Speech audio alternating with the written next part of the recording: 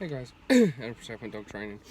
We just finished a walk with the pooches, just about to take them home. I'm going to try and keep this video short and sweet because I'm running out of memory. All these little waffle videos are taking up the memory and the videos are going up quicker. Sorry, I'm doing more videos based on your questions than I can keep up with right now. So, yesterday we done a post about street dogs and I gave my honest review on my thoughts on street dogs, whether or not we should be bringing them over here, what they need, etc, etc, etc. And to my surprise, we didn't get a single negative comment. I honestly thought it was going to offend some rescue somewhere along the line that takes these dogs, but everyone was just really positive about the honest opinion. So if you haven't seen that, street dogs, the good, the bad and ugly, we'll post a link in the description below. Check that out because it's a very good video, guys. But I mentioned something in it yesterday, and I'm going to elaborate on that quickly today. And what we spoke about was, don't get a dog based on a sub story that you hear. So one of the most common reasons people will get a rescue dog is because they read online about a traumatic past or something like that. Or they'll go to a rescue centre, they'll see a dog that's nervy, that's looking for a home, and it would have had a traumatic experience somewhere along the line, and often we'll fall for this sub story and we'll decide to adopt the dog then and then because we want to give it a better life. But this is a big mistake, guys. Okay, when you get a rescue dog, yeah, or even if you go and get a puppy and you go and buy a puppy and the conditions that it's living in are shit, you have some inkling that it's a puppy mill or backyard breeder, and you just want to get that puppy out of there. Again, you have to think long term, guys, yeah, because you have to think when you get a dog about your limitations, yeah, what you're prepared to do for that dog, because a lot of these dogs, particularly if they have had a traumatic experience, are going to have some pretty gnarly issues when they come to you, and you've got to be aware of whether or not you're going to have the know how to actually help that dog, yeah, because one of the most common mistakes I see is people trying to fix these dogs that have had traumatic times with love alone. So they bring the dog in the house, they provide a nice home for it, and they spoil the dog, and they try and keep that dog nice and safe and secure. But in doing so, because the dog is nervous, that you refuse to discipline the dog because you're worried you're going to make it more nervous, or just loving this dog and clinging onto that story that it's about its traumatic past, can often lead to that dog having serious behaviour problems because you're not providing what it needs, yeah. You're just hanging on to this story.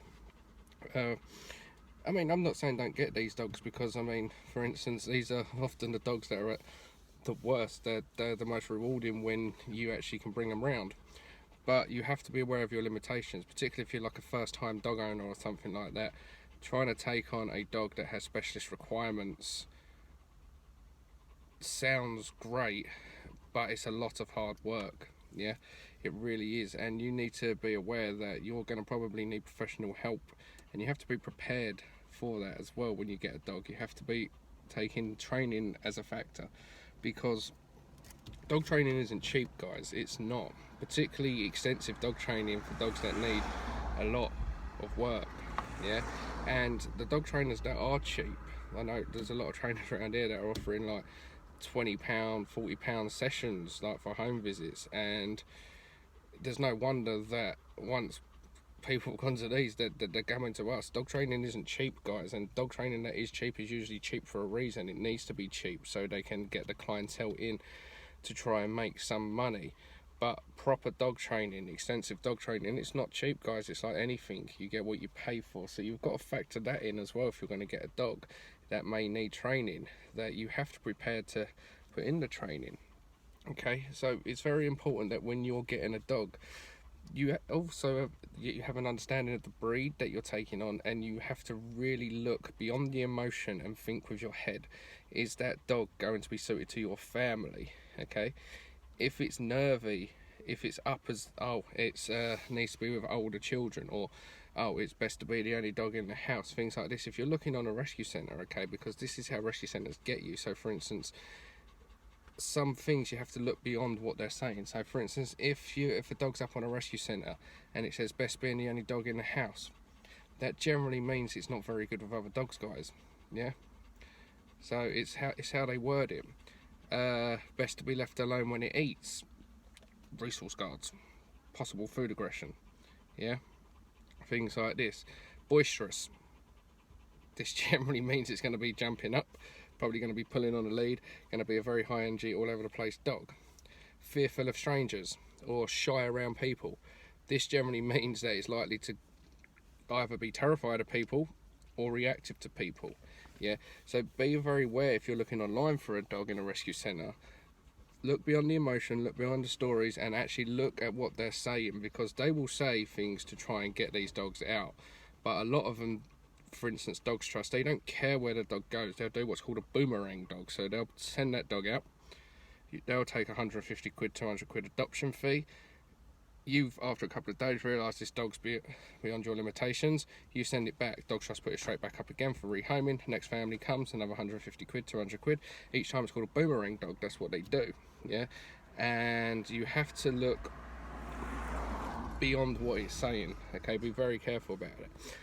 And just while we're on the subject as well, if you're going down a puppy route, and like I said, that sometimes when I talk to families, I'm like, what made you get this dog? And they'll say, well, it was living in squalor, it was mistreated, there was no parents around, things like this. Again, guys, that's a red flag, and you have to think with your head and not your heart. As much as you want to save these dogs, yeah, these dogs are liable to have issues. Yeah, a stable dog needs to be around its mother for at least the first 8 weeks. Yeah, 7 you're pushing it, but 8 to 10 weeks is a great age to get a dog. If you go to a proper breeder, yeah, that's done all the health checks and everything like that, because there's nothing wrong with going to a proper breeder. Just don't want to be funding backyard breeders, because again, we'll go back to proper breeder, but again, the funding of backyard breeders, if you get dogs that are living in squalor and it's obvious that they don't care about the puppies or where they go, you want to get it because you're worried where that puppy's going to end up, what happens is, as soon as you pay these people, they're going to push out another lot of litter, guys. Yeah, so you've got to be cruel to be kind and just not fund these people. Yeah, and in funding these people, not only are you helping them continue with their business of backyard breeding, but you're also liable to have a dog with issues. So if you go to a proper breeder, yeah, someone that has the health checks, that you can meet the parents, someone that asks you questions, makes you sign a contract, like a proper breeder, guys. Yeah, don't go in again with emotion. So when you go in there and you meet the puppies, don't choose the first one that comes to you if you're a first-time dog owner, because that dog didn't choose you. It didn't. That dog never come over and chose you. That dog that come all the way over to you didn't pick you. It wasn't love at first sight for the dog. Might have been for you, but that dog didn't come over and choose you. Yeah, that dog was the boldest and the bravest in the litter, the first one to come over and investigate you. Okay, so that's probably going to be the most headstrong, cocksure dog of the litter. Yeah, so that one, again, get it if you want, don't get me wrong, but that's the one that's going to probably be the most challenging in the litter. And also, people have this tendency to go for the one at the back, the shy one, the runt of the litter, because they're worried no one else is going to get it. But again, the runt of the litter can often grow up to have nervy issues. The reason it's the runt of the litter and shoved to the back is because it's not strong enough at that age around its litter mates. Yeah, so often people get the runt of the litter because they felt sorry for it and they wanted to take it and give it a nice home. And what happens again, you tell people, oh, this was the runt of the litter, nobody wanted this dog and everything like this, and this is the one that is most likely to come up and be the most fearful. So if you're choosing a puppy, what you want is like the middle of the road pup, the one that's inquisitive, but not so inquisitive that it's climbing all over you, but not the one that's shying away from you. Okay, so there's a dog out there for everyone, guys. You just got to make sure that you do your research. Okay, if you're an experienced dog handler, then by all means go and take on some of these troublesome cases, yeah, because they are so rewarding. But if you're a first-time dog owner, please don't fall for sob stories, guys. Don't fall for the cuteness. Don't fall for what people have told you has happened to this dog. Yeah. And the reality is 9 out of 10 dogs that actually come from rescue centres where people don't know the background of the dog have never actually been abused at all. They're just nervy because they've been passed from pillar to post and spoiled. Yeah, it is what it is. So that's just something I wanted to waffle about. It went on a little bit longer than I'd anticipated. Sorry about that, guys. But yeah, so please hit the like button. Again, we always appreciate the likes, and share this, okay guys? And check out the video we did yesterday on street dogs, because it's a very good video, very insightful video, because more and more street dogs are coming over here, and it's something that everybody needs to be aware of before thinking about adopting one of these dogs. Okay, this one isn't so much for the street dogs, this was just for about going in with your eyes open, using your head and not your heart when you see a dog, whether it's from a rescue centre, whether it's from a backyard breeder. Yeah, it's just to give you a little bit of help along those lines, okay guys? And also very important, if you've already got a dog in the house, it's even more important to use your head. Don't go, oh, I want that dog because of its traumatic time. You have to think about your other dog. Are these dogs compatible with each other? Because although you might care about the sob story that's happened to this dog, your dog doesn't care. All your dog cares about is you bringing in something that's stable. Yeah, bringing an unstable dog into a stable environment will quickly fracture your stable environment. It will stress your dog out, and it will make your life so much harder than it needs to be. So always think about your other dog. If you've got an existing dog and you're thinking about taking on another dog, that is so important. Yeah, let your dog tell you the story. So for instance, just let your dog tell you the story, guys. If you take your dog and meet them and they're not compatible, even though you want to work on it, and if you're an experienced handler, then work on it, but understand that there is a dog out there for everyone. There's some gems in a rescue centre, okay? You can find absolute peaches in a rescue centre, but use your head, not your heart, guys. Yeah, don't let emotion cloud your judgment. Think straight, think smart, and you'll get a decent dog.